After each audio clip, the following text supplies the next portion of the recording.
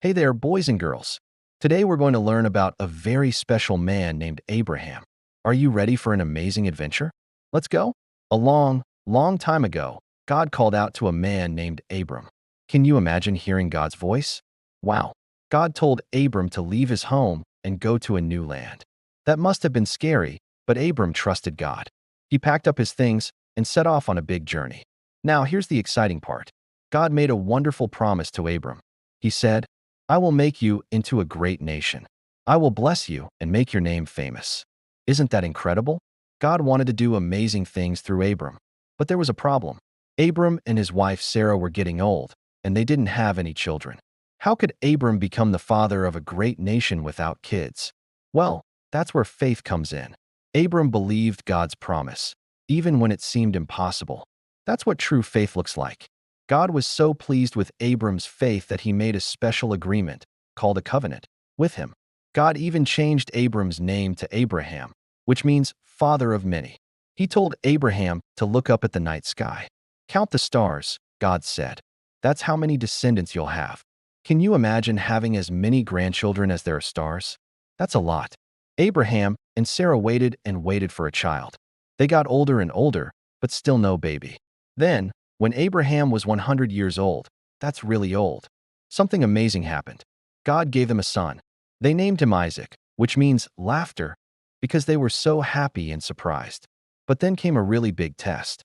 God asked Abraham to do something very hard. He told Abraham to take Isaac to a mountain and offer him as a sacrifice. Oh no, Abraham loved Isaac so much, but he trusted God even more. So he obeyed. At the very last moment, just as Abraham was about to sacrifice Isaac, God stopped him.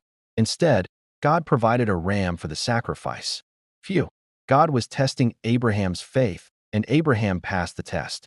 Because of his great faith, Abraham is known as the father of faith for many people. God's promise to Abraham wasn't just for him and his family. It was for everyone. God said that through Abraham's family, all the nations of the world would be blessed. And you know what? That blessing came true when Jesus was born many years later.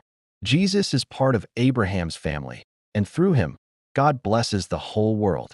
So, what can we learn from Abraham's story? We learn that God keeps his promises, even when things seem impossible. We learn that having faith means trusting God, even when it's hard. And we learn that God has a big plan for each of us, just like he did for Abraham. Remember, boys and girls, God loves you very much. He has special plans for your life too. Maybe he wouldn't ask you to move to a new country or have as many kids as there are stars in the sky. But he does want you to trust him and follow him, just like Abraham did. Next time you look up at the night sky and see all those twinkling stars, remember Abraham. Remember how he trusted God's big promises. And remember that you can trust God too, no matter what. Isn't it amazing how God used one man's faith to bless the whole world? That's the kind of God we serve. A God of big promises and amazing miracles.